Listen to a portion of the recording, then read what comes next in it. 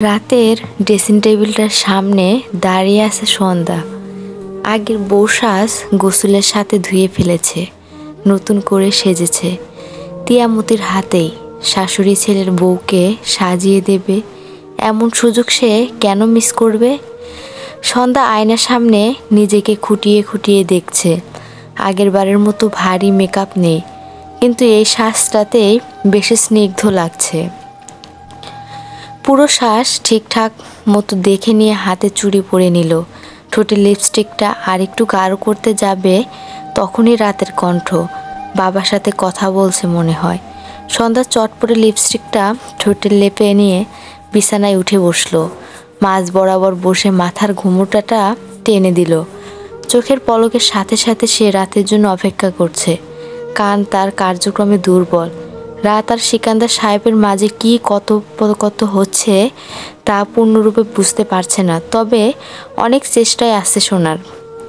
ফ্যানটাও of, তারপরও কোনো কথা সঠিকভাবে বুঝতে পারল না।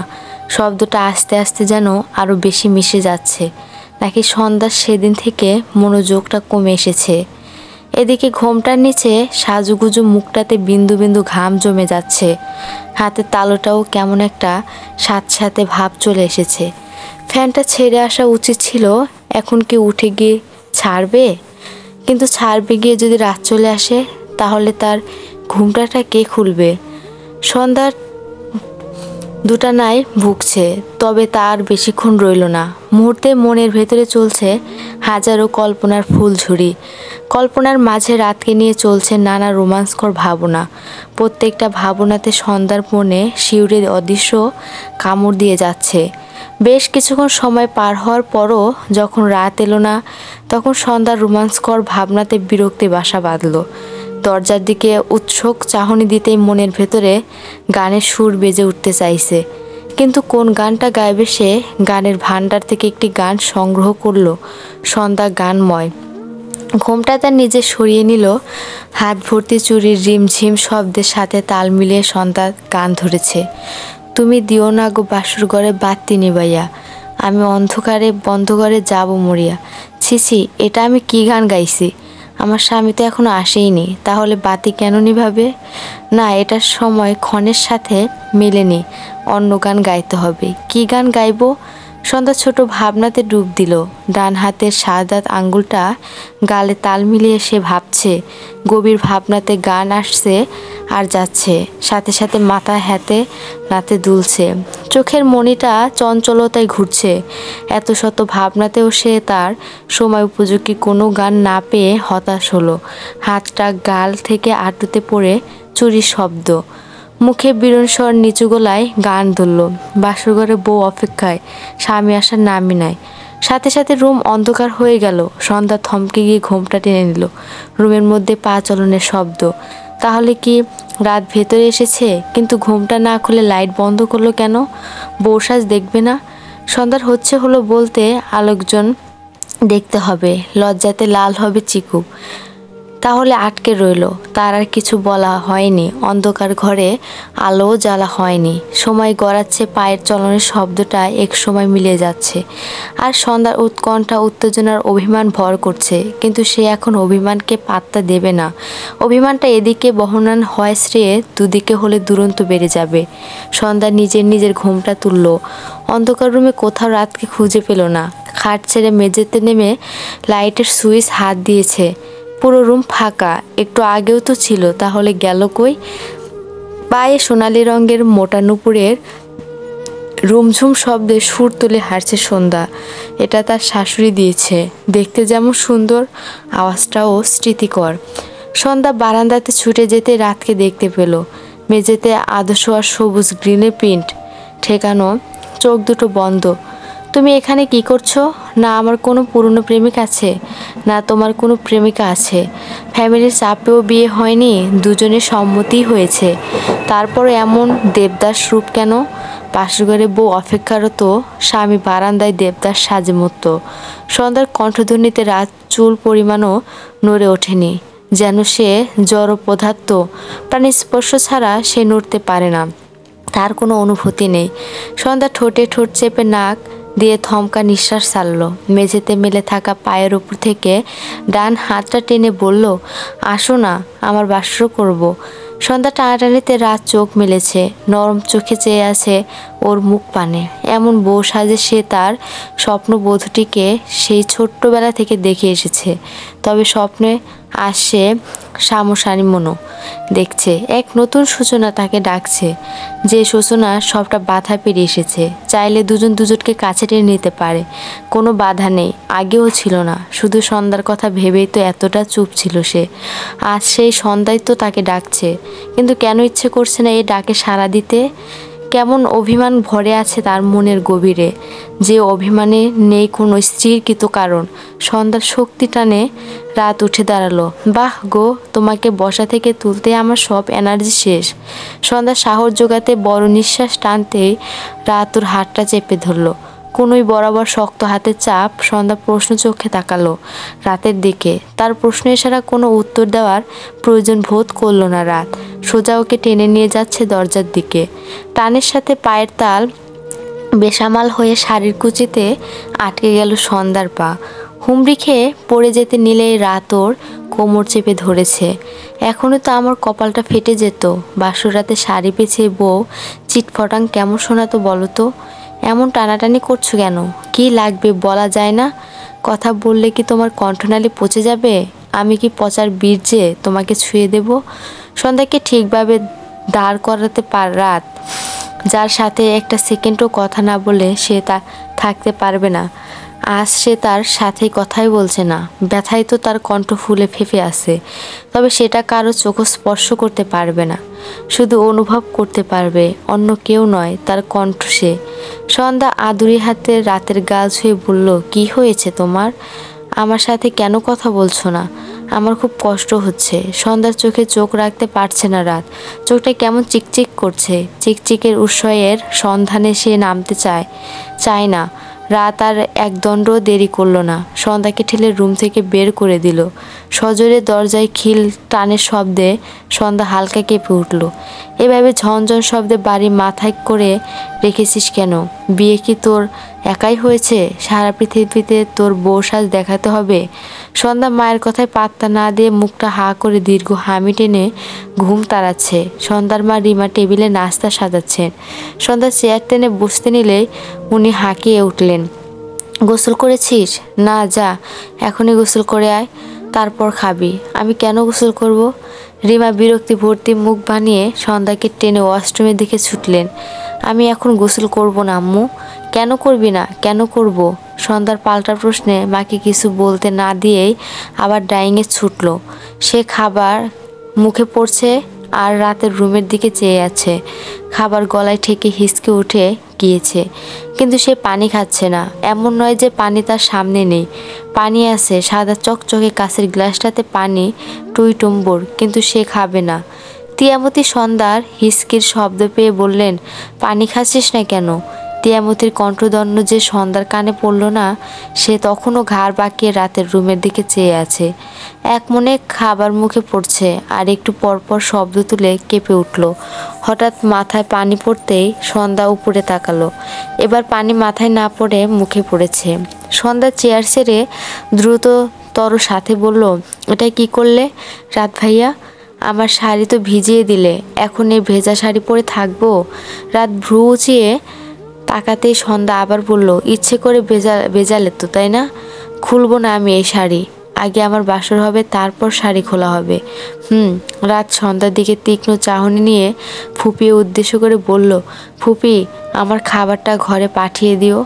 রাত হন হন করে নিজের রুমের দিকে চলে যাচ্ছে। সন্ধ্যা সেদিকে তাকিয়ে চিন্তার রাজ্যে ডুব দিল। আমি এত সূক্ষ্মভাবে রুমের দিকে তাকিয়ে রইলাম, আমার এই তাকানোকেই লুকিয়ে কি করে আমার পেছনে আসলো? তাহলে কি সে রুমে ছিল না? রুমে না থাকলে ছিলটা কে? কোথায়? তিয়ামতি বিছানায় গা এলিয়ে শুয়ে আছেন। রাতের ঘড়ির কাঁটায় 11টা বেজে 30। এত বেলা করে সে ঘুমায় না। 10টা বাজতেই ঘুম নেমে আসে তার চোখে। কিন্তু আজ সে ইচ্ছে করেই জেগে আছে। তার দরজার সামনে রাত দাঁড়িয়ে আছে, অনেকক্ষণ ধরে দাঁড়িয়ে আছে, যেটা তিয়ামতি আন্দাজ করতে পারছে। ছেলের ভেতরে আসার অপেক্ষাতেই জেগে থাকা কিন্তু ঘন্টা পেরিয়ে যেতেও যখন রাতের দেখা পেল না, তখন বুঝতে সক্ষম হলো তার এখন অভিনয় করতে হবে, ঘুমের অভিনয়। সে অভিনয় নিয়েই চোখ বন্ধ করা। মিনিট 15 পার হতেই রাত ভেতরে এসেছে। তিয়ামতের শরীরে কম্বলটা মরিয়ে দিয়ে পাশে বসলো। কিছুক্ষণ মায়ের মুখের দিকে চেয়ে থেকে দীর্ঘ শ্বাস ছাড়ল। বুকে আটকে থাকা এক দীর্ঘ শ্বাসটা ছাড়তেই কি এখানে আসা, নিজের প্রশ্নের উত্তর না খুঁজে রাত উঠে পড়েছে। পা চালাতেই তিয়ামতি বললেন, রাগ নেই তবুও রাগ দেখাচ্ছিস কেন? শুধু শুধু নিজে কষ্ট পাচ্ছিস? আমার ছেলে তুই, তোর থেকে তোকে আমি বেশি চিনি। এভাবে আমার থেকে মুখ ফিরিয়ে নিয়ে যে দহনে ভুগছিস, সেটার জ্বলনাটা কিন্তু আমি অনুভব করতে পারছি। তিয়ামতির কথায় রাত ধমকে দাঁড়ালো। মায়ের দিকে করুণভাবে তাকিয়ে আছে। আমার সাথে কথা না বলার কারণটা আমি জানি, কিন্তু সন্ধ্যার সাথে কি হয়েছে? ওই পাগড়িটাকে কষ্ট দিচ্ছিস কেন? ও দিতে পারলে আমি দিতে পারবো না? রাতের প্রশ্নে তিয়ামতি হালকা হেসে বললেন, আসলেই কি তাই? রাত গুটি গুটি পায়ে মায়ের পাশে বসলো, মাথা নিচু করে বলল, তোমাদের দুজনকে আঁকড়ে আমি বাঁচতে চাই, আর তোমরা দুজনেই আমাকে ছেড়ে চলে যেতে চাচ্ছ। কেন আম্মু? আমি কি একটু ভালোভাবে বাঁচার স্বপ্নও দেখতে পারি না? ছেলের কথায় তিয়ামতির চোখ ভরে এলো।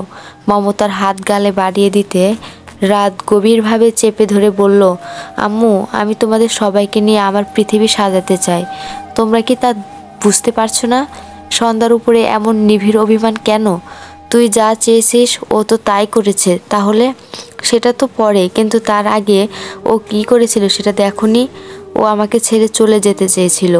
তিয়ামতি রাতের কথায় বিপরীতে কিছু বলতে যাবে তার আগে ও বাধা দিয়ে বলল, না আম্মু, ওটা ওর ছেলে মানুষই ছিল না, কোনো অভিনয় ছিল না। যদি সেরকমই হয় তাহলে তোকে কেন বিয়ে করবে? তুই ভুল বুঝছিস রাত। আমি ভুল বুঝছি না আম্মু, ও এখন আমাকে ভুল বোঝাতে চাচ্ছে। আচ্ছা, আমি তোর কথা মেনে নিলাম। এখন এইটা ধরে তো তুই তোদের নতুন জীবন কাটা গেঁথে দিতে পারিস না। এভাবে দূরে না থেকে ওর সাথে কথা বল। আমি পারবো না। আমি আজ অবধি ওর কাছে ওর কোনো কাজের জন্য জবাবদিহি করিনি, তাহলে আজ কেন করব? তাহলে আমি ওর সাথে কথা বলি না। আম্মু, তুমি ওকে কিছু বলবে না, তুইও বলবি না, আমাকেও বলতে দিবি না। তাহলে কি করে হবে? তুই কি চাচ্ছিস পরিষ্কার করে বলবি? আমি চাই ও নিজ থেকে বলুক তুই কি চাস, সেটা ও কি করে বুঝবে? রাত মায়ের কাছ থেকে সরে এসে বলল, ওকে বুঝতে হবে, আর যতদিন না বুঝবে ততদিন ওর সাথে আমি কোনো কথা বলবো না। রাত নিজের কথার রেশ কাটিয়ে মায়ের রুম ছেড়ে বেরিয়ে এলো। কেন বুঝবে না ও? আমি যদি ওকে বুঝতে পারি, ও কেন পারবে না? ও যদি আমাকে ভালোবেসে থাকে তাহলে ওকে বুঝতে হবে। এইটা একটা সহজ সরল ভালোবাসার গল্পটাকে ও কঠিন করে দিয়েছে, আর এই কঠিন রূপ থেকে সহজে আনতে হলে ওকেই দায়ভার নিতে হবে। আমি পারবো না, আমি আর কোনো দায়ভার নিতে পারবো না। রাত আপন মনে দায় অন্যায়ের কথোপকথকের সহিত নিজের রুমের দিকে এগিয়ে যাচ্ছিল। রুমে প্রবেশ করতেই সন্ধ্যা বিছানা ছেড়ে দাঁড়িয়ে গেল। কাঁচুমুচু হয়ে রাতের দিকে এগিয়ে এসে বলল, আমি আজকে এখানেই ঘুমাবো। আমি তোমার বউ হই, তোমার রুমে ঘুমাবো না তো কোথায় ঘুমাবো? সন্ধ্যা রাতের দিকে দৃষ্টি স্থির রাখতে পারছে না। একবার ওর দিকে তাকাচ্ছে তো আরেকবার নিচের দিকে, কিন্তু রাত ঠিকই স্থির দৃষ্টিতে চেয়ে আছে। এখনো বেনারসি জড়ানো, মুখটা কেমন কালো বর্ণে ছয়ে আছে। এত শুকনো লাগছে কেন? রাত পা বাঁকিয়ে চলে যেতে নিলে সন্ধ্যা কাপা কণ্ঠে বলল, আমি তোমার থেকে দূরে চলে যেতে চেয়েছিলাম, তাই শাওন ভাইয়াকে বিয়ে করতে চেয়েছি। রাত সন্ধ্যার দিকে অবিশ্বাস্য চাহনিতে চেয়ে আছে। সন্ধ্যা অপরাধীর মতো মুখ করে বলল, আমি ভয় পেয়ে গিয়েছিলাম রাত ভাইয়া। আমি ছোটবেলা থেকে মামিকে দেখে এসেছি, কিন্তু কখনো ওনার ভেতরে কষ্টটা পড়তে পারিনি। তবে সেদিন তোমার আর মামির ঝগড়াতে আমি সব পড়তে পেরেছি। মামির মতো আমিও তো তোমাকে অনেক ভালোবাসি, কিন্তু আমি ওনার মতো এতটা ধৈর্যশীল নয়, সহনশীলও নয়। আমি এক্ষুনি তোমাকে ছাড়া নিজেকে চিন্তা করতে পারি না। তাহলে একটা গভীর সম্পর্কে গিয়ে তোমাকে ছাড়া থাকার কথা আমি কিভাবে ভাববো? আমি তো মরেই যাব। আমার তখন মনে হয়েছিল এত বড় কষ্ট সহ্য করা থেকে এখনই একটু সহ্য করে নেই, তাই বিয়ের কথা বলছিলাম। আমি জানি আমার তখন তোমাকে বলা উচিত হয়নি। আমার তোমাকে আরও বেশি ভালোবাসা উচিত ছিল। আমি তো ভালোবাসতেই চেয়েছিলাম, কিন্তু আমার যে কি হলো, আমি তোমাকে শাহিন ভাইয়ার কথা বলে ফেললাম। তারপর রাত সন্ধ্যাকে মাঝপথে থামিয়ে দিল। নরম সুরে বলল, সন্ধ্যা তুই এখন এখান থেকে যা। সন্ধ্যা রাতের দিকে থম এগিয়ে এসে অধিকারী সুরে বলল, আমি কোথাও যাব না, এখানেই থাকবো। আমি বাসর করব। তুমি তো কথা দিয়েছিলে আমাকে বিয়ে করার পর আমাকে 6 কাপড় খুলতে দেবে। সন্ধ্যা প্লিজ এখান থেকে যা। কেন যাব? বলছি না যাব। বিয়ে করবে আর বাসর করবে না? তাহলে বিয়ে করলে কেন? তোমার থেকে তো শাহান ভাইয়াই ভালো ছিল। ওনার সাথে বিয়ে হলে এতক্ষণে বাসর হয়ে আমার পেটে বরাবর। সন্ধ্যার কথা গলাতে আটকে রেখেই রাত ওর কণ্ঠনালী চেপে ধরল। রক্তরাঙা চোখ দুটো কাঁপছে, ঠোঁট দুটো কেঁপে উঠছে, কপাল পার্শ্বে বেগুনি শিরা ভেসে উঠল। সন্ধ্যার কথা গলাতে আটকে রেখে রাত ওর কণ্ঠনালী চেপে ধরল। রক্তরাঙা চোখ দুটো কাঁপছে, ঠোঁট দুটো কেঁপে উঠছে, কপাল পার্শ্বে বেগুনি শিরা ভেসে উঠেছে। চোখের মণি দুটো যেন ঠিকরে বের হয়ে আসতে চাইছে। রাতের ভয়ঙ্কর লাফার জর্জরিত চক্ষুদয়ে সন্ধ্যার করুণ চাহনি মিশে যাচ্ছে। নিঃশ্বাস নিতে কষ্ট হচ্ছে তার, কিন্তু তাতেও কিছু যায় আসে না। এই অগ্নিচোখে তার হারিয়ে যাওয়া দৃষ্টি। সন্ধ্যার স্থির দৃষ্টি ঝাপসা হয়ে আসছে। গাল দুটো কেমন লাল হয়ে ফেঁপে উঠছে, গলা শুকিয়ে কাশি আছে। সে কি মৃত্যু দুয়ারে চলে যাচ্ছে? রাত তাৎক্ষণিক সন্ধ্যাকে ছেড়ে দিল। গলা ধাক্কা দিয়ে নিজের থেকে দূরে সরিয়ে উল্টা ঘুরে আসছে। সন্ধ্যা হাঁপাচ্ছে, হাত দুটো গলাতে বসা, হাঁ করে নিঃশ্বাস নিতে গিয়েও বুকে বাধা পাচ্ছে। শুকনো কাশিতে গলা জ্বলে উঠেছে তার, যন্ত্রণা চোখে লেগে পানি পড়েছে টপ টপ। রাত নিজেকে স্বাভাবিক আনার পুরোদয় চেষ্টা চালাচ্ছে। হাত মুঠো, চোখ বন্ধ, নিচু নিঃশ্বাস, মাথা ডানে বামে নড়ে নিজেকে সান্ত্বনা দিচ্ছে। আর একটু হলেই তো মরে যাচ্ছিলাম। রাত ভাইয়া, তুমি তো আমার ফুল শয্যাকে মৃত্যু শয্যা বানিয়ে দিচ্ছিলে। সন্ধ্যার ভাঙ্গা কণ্ঠে রাত কিছু বলল না। রাগে তার শরীর এখনও কাঁপছে, ঘন নিঃশ্বাসটা কিছুতেই পাতলা করতে পারছে না। হঠাৎ এত রাগ কেন উঠে গেল কিছুতেই বুঝতে পারছে না। এমন কথা তো আজ নতুন নয়, সব সময় তো অন্য কাউকে নিয়েই কথা বাড়ায়। তখন তো এত রাগ হয়নি, তাহলে আজ কেন হচ্ছে? তবে কি একেই বলে অধিকার? কলমের কালো কালির সম্পর্কে জড়িয়ে সে সম্পর্ককে অধিকারী খাতাতেও দাগ ফেলতে চাইছে। সন্ধ্যা ড্রেসিং টেবিলের সামনে দাঁড়ালো, গলাটা নাড়িয়ে ভালো করে পরখ করছে, হাতের তালু দিয়ে মালিশ করতে করতে বলল, বিয়ে হতে না হতে বইয়ের শরীরে আঘাতের দাগ। আমার এত সুন্দর গলা, তুমি জানো? আমার এই সুন্দর গলার প্রেমে পড়ে তানবীর আমাকে কতগুলো লাভ লেটার দিয়েছিল। সন্ধ্যার কথা শেষ হওয়ার সাথে সাথে 4 পায়েটা ড্রেসিং টেবিলের ভারী গুলে 1 ইঞ্চি পুরো কাজটা ভেঙে গুঁড়ো গুঁড়ো। সন্ধ্যাও কি সেই আয়নার মতো টুকরো টুকরাতে ভেঙে গিয়েছে? মেঝেতে তার শত শত প্রতিচ্ছবি ভাসছে। সেই ভাঙ্গা আয়নার নিজের প্রতিচ্ছবিতে সন্ধ্যা থমকে যাওয়া দৃষ্টি পাথরের থমকে ন্যায় শক্ত হয়ে আছে। বরফের মতো এমন জমে গেল কেন? তাকে কি ফ্রিজের নিম্ন তাপমাত্রাতে রাখা হয়েছে? রাত আগুন ফাটা চিৎকার করে বলল, বেরিয়ে যা তুই আমার রুম থেকে। রাতের চিৎকার পুরো রুম কেঁপে উঠল। ও সন্ধ্যার শরীরে কেঁপে ওঠেনি, হালকা ছিটকেও ওঠেনি। ভাঙ্গা কাচের তার অটল দৃষ্টি। রাতের আম্মু তিয়ামতি হন্তদন্ত হয়ে রাতের রুমের সামনে হাজির। অস্থির কণ্ঠে বলল, কি হয়েছে? রাত তুই চিৎকার।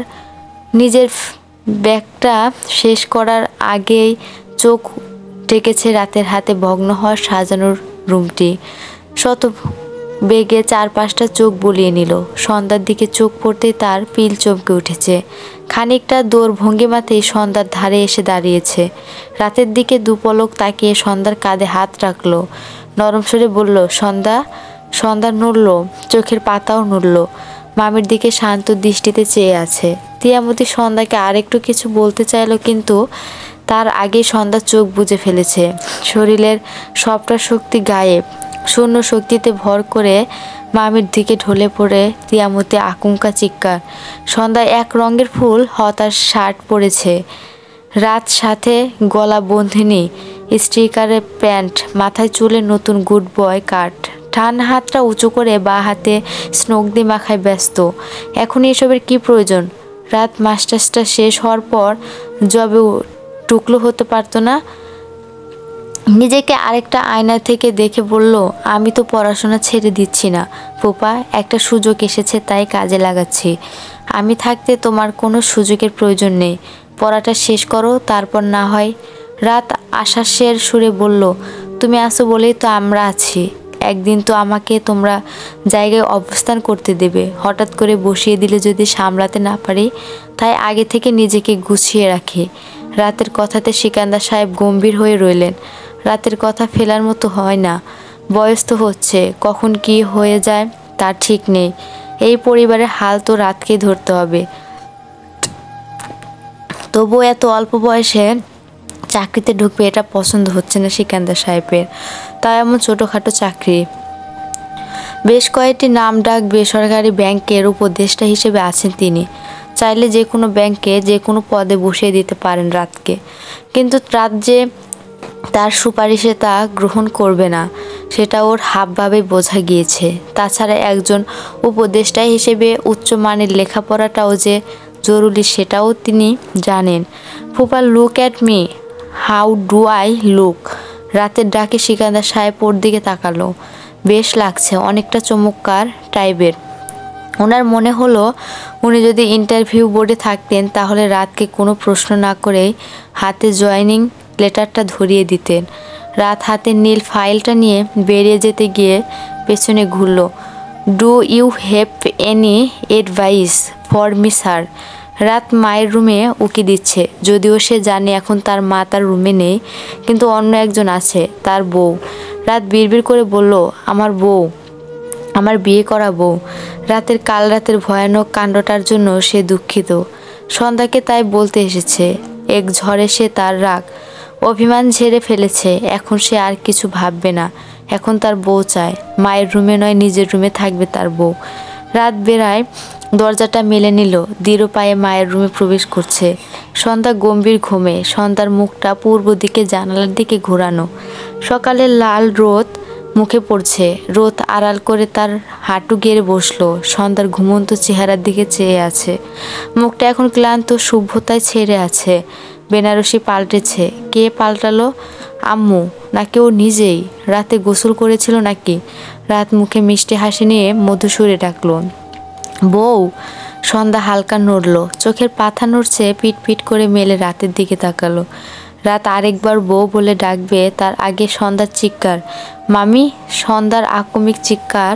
রাত হতবাক, কিছু বুঝে ওঠার আগে তিয়ামতি হাজির। মামিকে দেখে প্রাণ ফিরে পেল। এমন ভঙ্গিমায় তিয়ামতিকে জড়িয়ে ধরল সন্ধ্যা। হাতের বাঁধন সহ পুরো শরীর কাঁপছে সন্ধ্যার।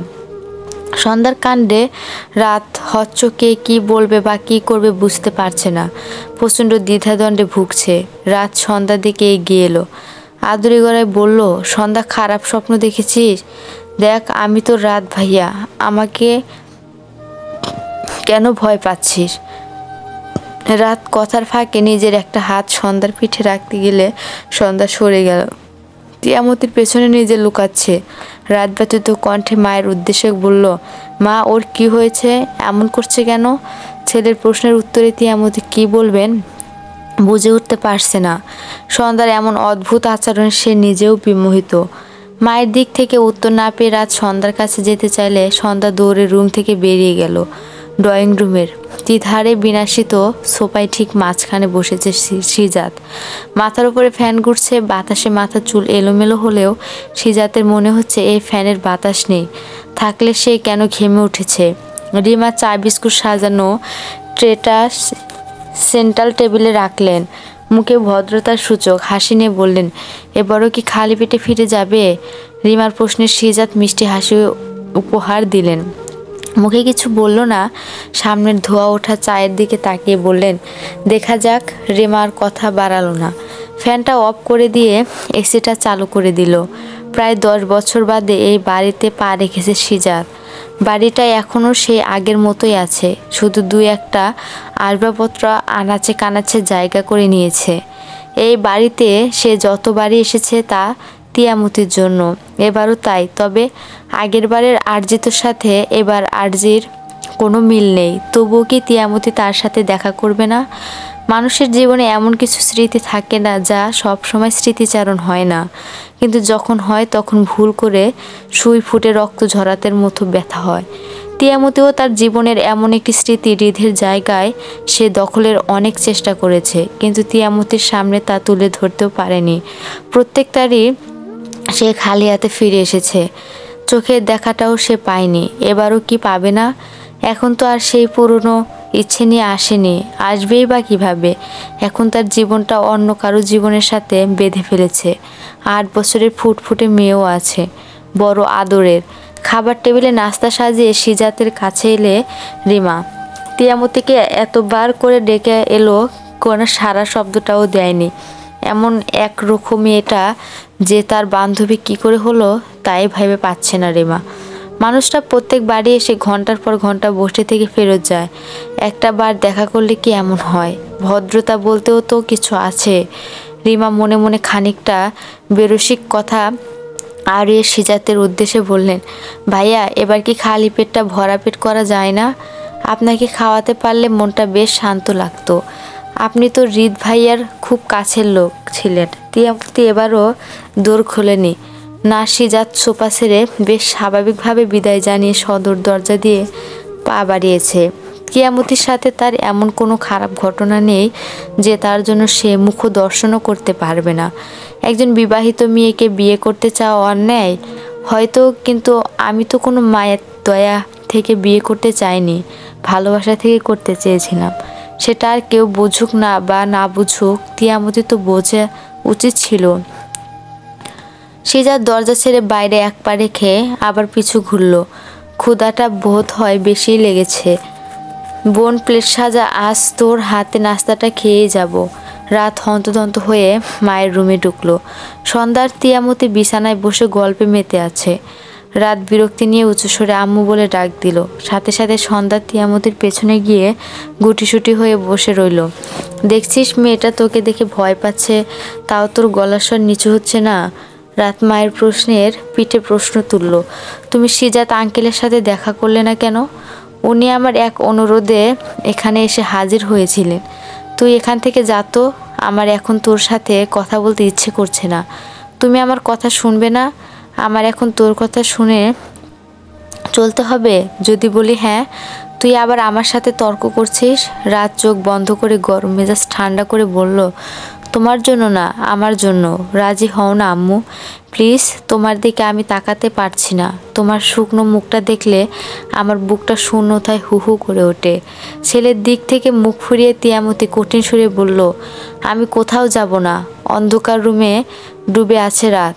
বিদ্যুৎ নেই তা নয়, সে ইচ্ছে করেই রুমের আলো নিভিয়ে রেখেছে। আজ সে এক অনিচ্ছা কাজ করবে তাই। অন্ধকারে হাত দিয়ে টেবিলে চেয়ারটা টেনে নিল।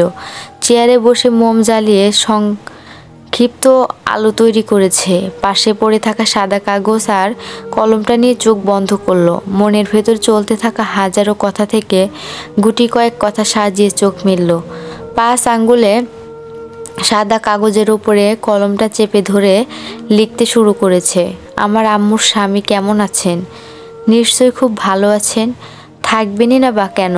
আপনার সব দায়িত্ব আমার ঘাড়ে চাপিয়ে দিয়েছেন, কিন্তু আপনার বউ মানে আমার মা, সে তো আমার কথাই শুনছে না। তাহলে আমি কি করে আমার দায়িত্ব পালন করব বলুন তো? আমি আর আপনার বউকে সামলাতে পারছি না। আপনার যদি আমার উপর একটুও মায়া হয় তাহলে আমাকে এই দায়িত্ব থেকে মুক্ত দিন। ইতি আপনার বইয়ের নিরুপায় ছেলে। চলবে।